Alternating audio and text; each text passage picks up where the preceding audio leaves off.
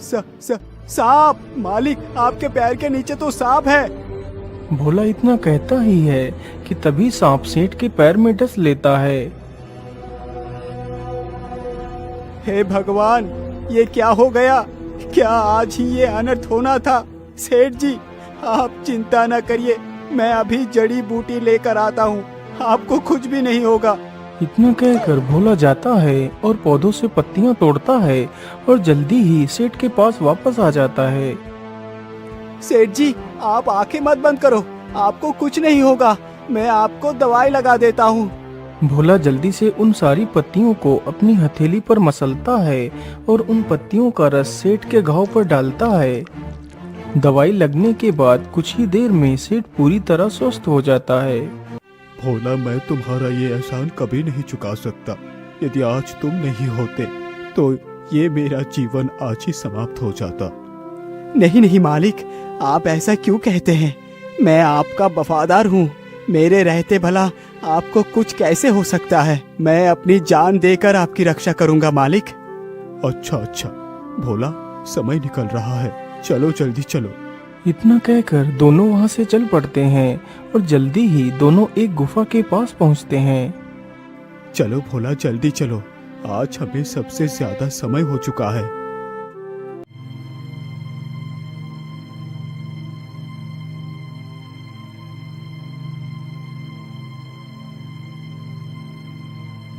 सेठ रोज आधी रात को गुफा के अंदर देवी माँ की पूजा करता है ताकि उसकी बहू वापस आ जाए। यह पूजा करने का उपाय उसे एक साधु ने बताया था।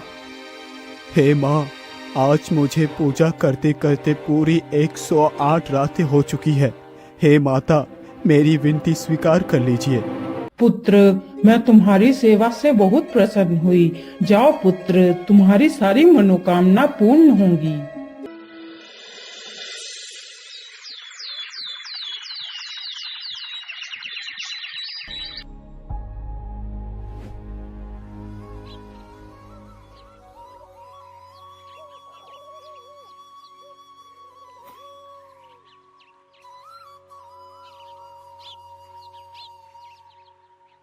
बेटा, तुम आज ही बहू को लेने के लिए जाओ। माता ने हमें आशीर्वाद दिया है कि हमारी मनोकामना पूर्ण होगी। यदि ऐसी बात है पिताजी, तो मैं जरूर जाऊंगा। अच्छा ठीक है पिताजी, अब मैं चलता हूँ। हाँ हाँ ठीक है बेटा, लेकिन क्या तुम अकेले ही जा रहे हो? जी पिताजी, मैं अकेले ही जा रहा हूँ। अरे नहीं नहीं बेटा, तुम अकेले मत जाओ। तुम ऐसा करो, अपने साथ में भोला को भी ले जाओ तो ज्यादा अच्छा रहेगा। अच्छा ठीक है पिताजी, मैं भोला भैया को भी अपने साथ ले जाता हूँ।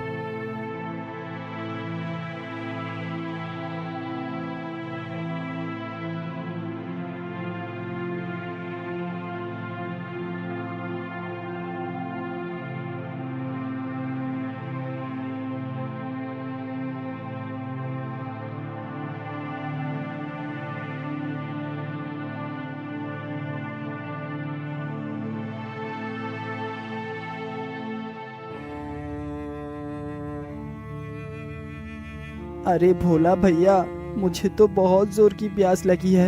मैं तो चलते चलते कितना थक गया हूँ। यदि थोड़ा सा पानी मिल जाता तो मेरी जान में जान आ जाती। हाँ हाँ भैया, प्यास तो मुझे भी लगी है, पर आसपास तो कोई नदी या तालाब तो है भी नहीं। मालिक ने बताया था कि रास्ते में एक विशाल नदी है। मुझे लगता है वो नदी आगे ही आने वाली है। चलो, इससे आगे चलते हैं।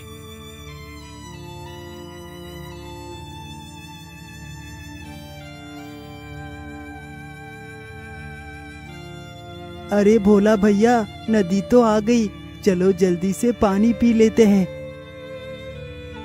इतना कहकर दोनों नदी के पास पहुंचते हैं।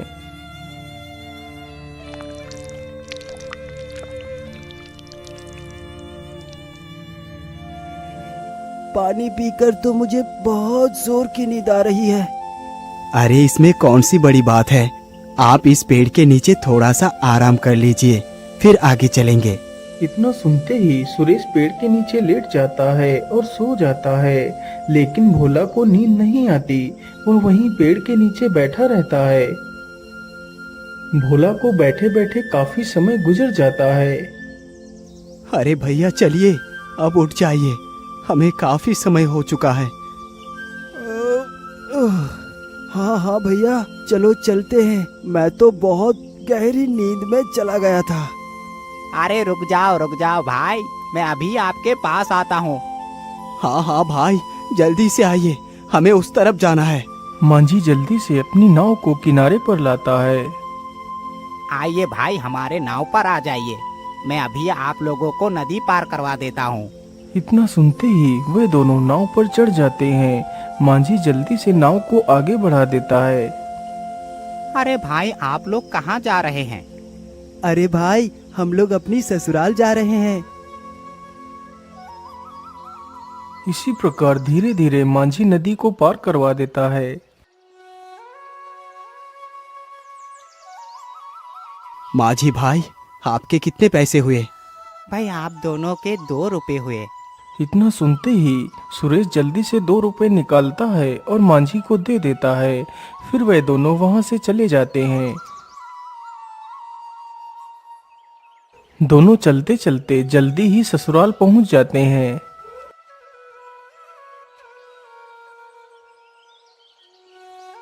अरे आइए आइए बेटा, आपका स्वागत है हमारे घर में। आप तो कितने दिनों के बाद आए हैं। अपनी सासू माँ के मुख से यह बात सुनकर सुरेश हैरान ही हो जाता है। जो सास कल तक रिश्ता तोड़ने की बात करती थी, वह अचानक इतना कैसे बदल सकती है। अरे माँ जी, मैं अपनी पत्नी रेणुका को लेने आया हूँ। हाँ हाँ बेटा, क्यों नहीं। आप चाहे तो आज ही अपनी पत्नी को ले जा सकती हैं, हमें तो कोई ऐतराज नहीं। अरे ये तो और भी अच्छी बात है, इस बुढ़िया ने तो कोई विरोध ही नहीं किया। मौका अच्छा है, मैं आज ही अपनी पत्नी को ले जाता हूँ। हो सकता है कल ये बुढ़िया अपनी बात से मुकर जाए तो क्या होगा। हाँ ठीक है माँ जी, मैं आज ही अपनी पत्नी को ले जाना चाहता हूँ। चलो रेणुका, मेरे साथ चलो। फिर बड़े ही हंसी खुशी रेणुका की माँ ने उन दोनों को विदा कर दिया।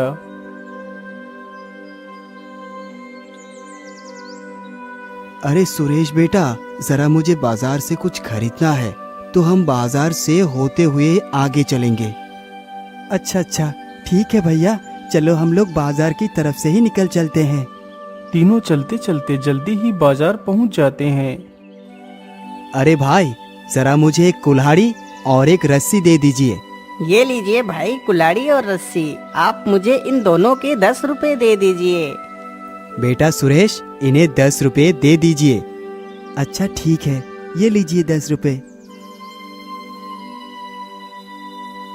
सामान खरीद कर वे तीनों आगे बढ़ते हैं। रस्सी और कुल्हाड़ी को देखकर सुरेश को कुछ अच्छा नहीं लगा।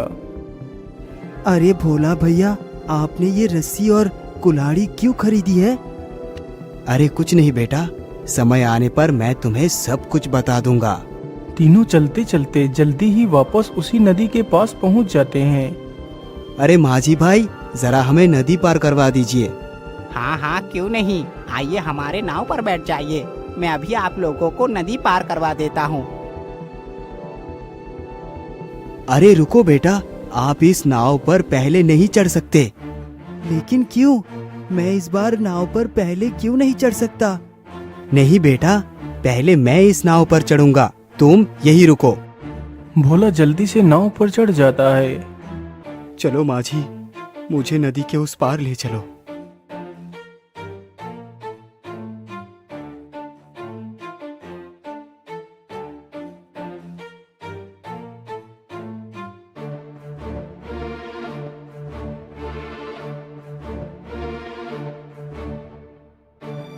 भोला नदी के उस तरफ पहुंचकर जमीन में एक लकड़ी गाड़ता है और उसमें एक रस्सी बांध देता है।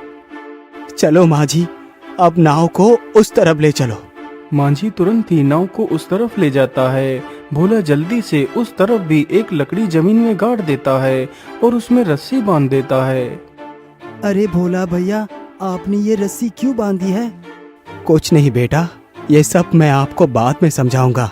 चलो हमारे साथ नाव पर चलो। फिर वह तीनों नाव पर बैठकर चल देते हैं। नाव जैसे ही नदी के बीच में पहुंचती है तो नाव हिलने डुलने लगती है और पानी में डूब जाती है।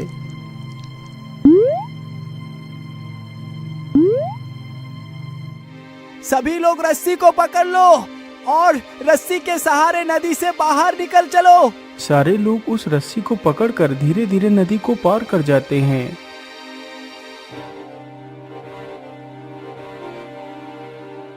आपका बहुत बहुत धन्यवाद भैया। यदि आज आप नहीं होते तो पता नहीं हमारा क्या होता। चलो बेटा, अब हम लोग आगे चलते हैं।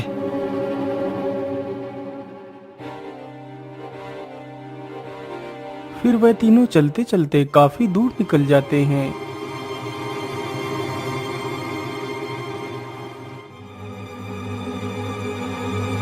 बेटा, आप दोनों यहीं पर रुकिए, जब मैं कहूँ तभी आगे बढ़ना। लेकिन अब क्या हुआ? कुछ नहीं बेटा, समय आने पर मैं तुम्हें सब कुछ बता दूंगा। इतना कहकर भोला उस पेड़ के पास जाता है और उस पर चढ़ जाता है। भोला उस पेड़ की टहनियाँ काटने लगता है। धीरे धीरे भोला ने उस पेड़ की सारी टहनियों को काट कर नीचे गिरा दिया।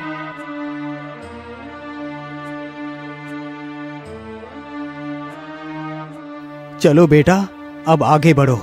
इतना सुनकर दोनों आगे बढ़ते हैं और साथ में भोला भी चलता है। जैसे ही वह तीनों उस पेड़ के पास से गुजरते हैं तो वह कटे हुए पेड़ का तना सुरेश और उसकी पत्नी पर गिरता है, तो वह दोनों वहां से हट जाते हैं। पेड़ में टहनी ना होने की वजह से उन दोनों को कोई भी चोट नहीं आती।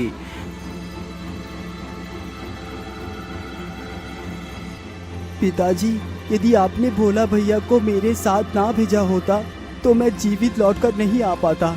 सुरेश ये सारी कहानी अपने पिता को सुनाता है। सुरेश की यह बात सुनकर सेठ हैरान रह जाता है। लेकिन भोला, तुम्हें इन सारी घटनाओं के बारे में कैसे पता चला था? मालिक, ये सब अभी मत पूछिए, समय आने पर आपको सब कुछ बता दूंगा। आधी रात गुजरते ही एक अत्यंत जहरीला सर्प निकलता है और सुरेश तथा उसकी पत्नी को काटने के लिए उनके पलंग पर चढ़ जाता है। सर्प जैसे ही उन दोनों को काटने के लिए अपना मुंह खोलता है, तभी पीछे से एक धारदार तलवार उसके 2 टुकड़े कर देती है।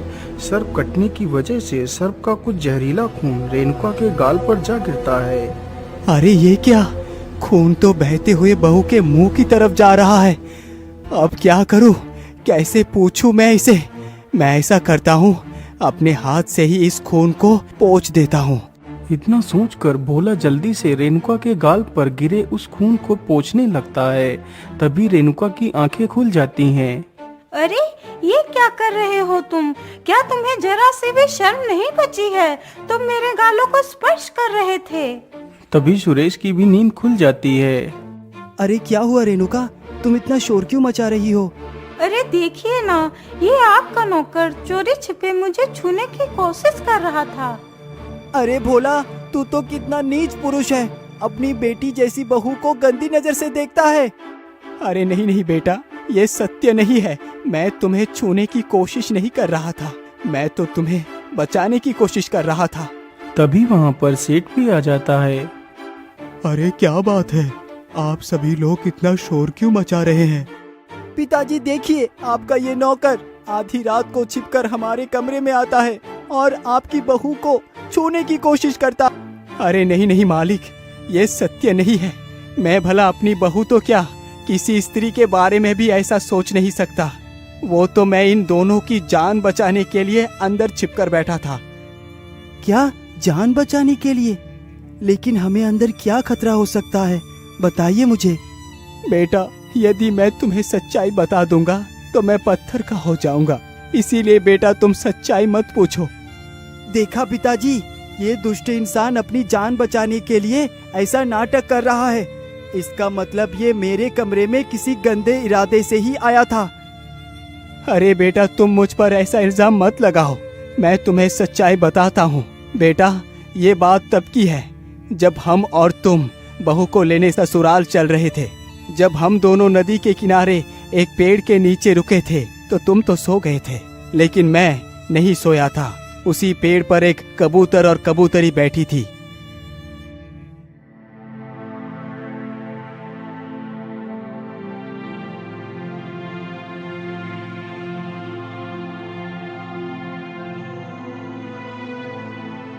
जी क्या बात है, आज आप इतना चिंतित क्यों दिखाई पड़ रहे हैं? क्या बताओ प्रिय, बात ही कुछ ऐसी है। अरे कुछ तो बताओ, आप इस प्रकार मुंह लटका कर क्यों बैठे हो? प्रिय, अपने पेड़ के नीचे ये जो दो मुसाफिर बैठे हैं, इनमें से एक अपनी पत्नी को लेने जा रहा है, लेकिन जब वो अपनी पत्नी को लेकर वापस आएगा तो उसकी नाव इसी नदी में डूब जाएगी, जिसकी वजह से वो दोनों पति पत्नी मर जाएंगे। उन दोनों कबूतर और कबूतरी की बातें भोला नीचे बैठकर चुपचाप सुन रहा था। आप ये कैसी बातें कर रहे हैं? क्या इस घटना को रोका नहीं जा सकता? प्रिय, उन दोनों को बचाने का सिर्फ एक ही उपाय है। यदि कोई भी व्यक्ति मेरी इस बात को सुन रहा है तो वो उन दोनों को बचा सकता है। यदि वो व्यक्ति नदी के दोनों तरफ एक एक डंडा जमीन के अंदर गाड़ दे और दोनों तरफ रस्सी को बांध दे, ताकि जब नाव पानी में डूब जाए तो सभी लोग उस रस्सी के सहारे बाहर निकल आए। स्वामी, यह तो अच्छी बात है कि बेचारे दोनों की जान बच जाएगी। लेकिन प्रिय, इसमें इतनी ज्यादा खुशी होने की बात नहीं है, क्योंकि जब वो दोनों इस मुसीबत से बच जाएंगे तो आगे दूसरी मुसीबत उनका इंतजार कर रही होगी। दूसरी मुसीबत? आप कहना क्या चाहते हैं? प्रिय, जिस रास्ते से ये वापस जाएंगे उसी रास्ते में एक बड़ा सा पत्थर पड़ा है। उसी पत्थर के पास जो पेड़ खड़ा है, वो पेड़ इन दोनों के ऊपर गिर जाएगा, जिसकी वजह से इन दोनों की मृत्यु हो जाएगी। लेकिन इस मुसीबत से बचने का कोई उपाय नहीं है। हाँ प्रिय, इसका भी उपाय है। यदि कोई व्यक्ति उस पेड़ के पास पहले पहुंचकर उस पेड़ की सारी टहनियाँ काट दे, तो जब वो पेड़ उन दोनों के ऊपर गिर जाएगा तो पेड़ में टहनी ना होने के कारण वो दोनों बच जाएंगे। अरे आप तो कितने ज्ञानी हैं, लेकिन अभी भी आपका मुख उदासी से क्यों भरा हुआ है? क्या अभी और कोई मुसीबत आनी है? हाँ प्रिय, अभी भी एक मुसीबत उन दोनों पर आनी बाकी है। स्वामी, वह मुसीबत क्या है? बताइए मुझे। तो सुनो प्रिय, जब ये युवक अपनी पत्नी को लेकर अपने घर में जाएगा और वो दोनों पति पत्नी रात्रि में सो रहे होंगे, तब एक जहरीला सर्प उन दोनों को डस लेगा, जिसकी वजह से उन दोनों की मृत्यु हो जाएगी। अरे स्वामी, क्या उन दोनों पर ही मुसीबतों का पहाड़ टूट पड़ा है? नहीं प्रिय, यही तो नियति का खेल है। क्या इस मुसीबत का कोई तोड़ नहीं है? तोड़ तो हर मुसीबत का होता है। यदि इंसान चाहे तो क्या कुछ नहीं कर सकता। यदि कोई भी व्यक्ति उन दोनों के कमरे में पहले जाकर छुप जाए, जब आधी रात गुजर जाएगी तो वो जहरीला सर्प उन दोनों को डसने के लिए बाहर निकलेगा। तभी कोई व्यक्ति उस सर्प को तलवार से 2 टुकड़े कर दे तो ये मुसीबत टल जाएगी और दोनों पति पत्नी की उम्र लंबी हो जाएगी। लेकिन प्रिय, अभी भी एक मुसीबत बाकी है। प्रिय, अब मुसीबत उन दोनों पर नहीं बल्कि उसके ऊपर है जो उन दोनों को बचाएगा। लेकिन ऐसी क्या मुसीबत है? मुसीबत यही है कि यदि वो व्यक्ति इन दोनों की जान बचाकर किसी से भी इन सारी घटनाओं का जिक्र करेगा तो वो पत्थर का हो जाएगा। स्वामी, यह तो बड़ी ही दुविधा की बात है। जब मुसीबत वहाँ से हटी तो दूसरी ओर चली गई। क्या इस दुविधा से बचने का कोई उपाय नहीं है? हाँ प्रिय, उपाय तो है, लेकिन उपाय अत्यंत दुर्लभ है। इसका बस एक ही उपाय है। जब उन दोनों पति पत्नी का पहला बच्चा होगा, यदि उस पहले बच्चे की बलि उस पत्थर पर दी जाएगी तो पत्थर फिर से इंसान में परिवर्तित हो जाएगा।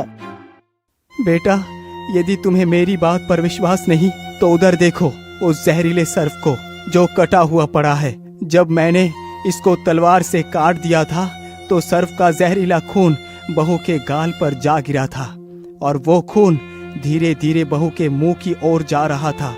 यदि मैं समय रहते वो खून नहीं पहुंचता तो वो खून बहू की जान भी ले सकता था। कटे हुए सर्प को देखकर वह सारे लोग हैरान हो जाते हैं। बेटा, मैंने तुम लोगों की कदम कदम पर जान बचाई है। अब तो मैं पत्थर हो जाऊंगा। यदि आप मुझे अपने काबिल समझे तो मुझे भी बचा लेना। इतना बोलते ही भोला पत्थर की मूर्त बन जाता है। यह सब देखकर सारे लोग रोने लगते हैं। मुझे माफ कर देना भोला भैया, हमने आपको गलत समझा। हम आपको जरूर ठीक करवा लेंगे।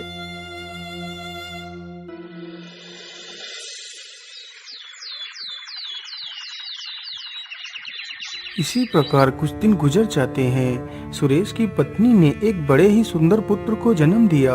सभी लोग बीतते समय के साथ साथ उस वफादार भोला को भी भूल चुके थे, लेकिन रेणुका अभी भी भोला के बलिदान को नहीं भूली थी। अरे बेटा, तुम जल्दी से कल्लू हलवाई के पास जाओ और सारे राज्य में रसगुल्ले बंटवाओ। आज मेरे लिए सबसे बड़ा खुशी का दिन है। रुक जाइए पिताजी, ये जश्न मनाने का समय नहीं आया है। यह जश्न हमें अपने दूसरे बेटे के जन्म लेने पर मनाएंगे। यह बेटा हमारा नहीं है। इस बेटे को हमें भोला भैया को सौंप देना चाहिए, जिनकी वजह से आज हमारा परिवार खुशहाल है। अरे रेणुका, क्या तुम पागल तो नहीं हो गई हो? हम भला किसी नौकर के लिए अपने पुत्र का बलिदान क्यों दे? अरे नहीं जी, क्या आप भोला भैया के बलिदान को भूल गए?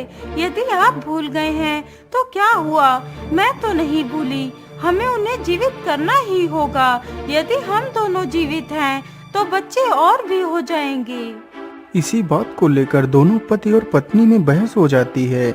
रेणुका हाथ में तलवार ले लेती है, लेकिन सुरेश उस तलवार को छीनने की कोशिश करता है। खींचातानी में तलवार बच्चे के पैर पर लग जाती है तो बच्चे का खून निकलकर कुछ छींटे भोला की मूरत पर गिरती हैं। खून मूरत पर गिरने की वजह से मूरत फिर से इंसान बन जाती है। इस प्रकार वह बच्चा भी जीवित बच जाता है और वह नौकर भोला भी।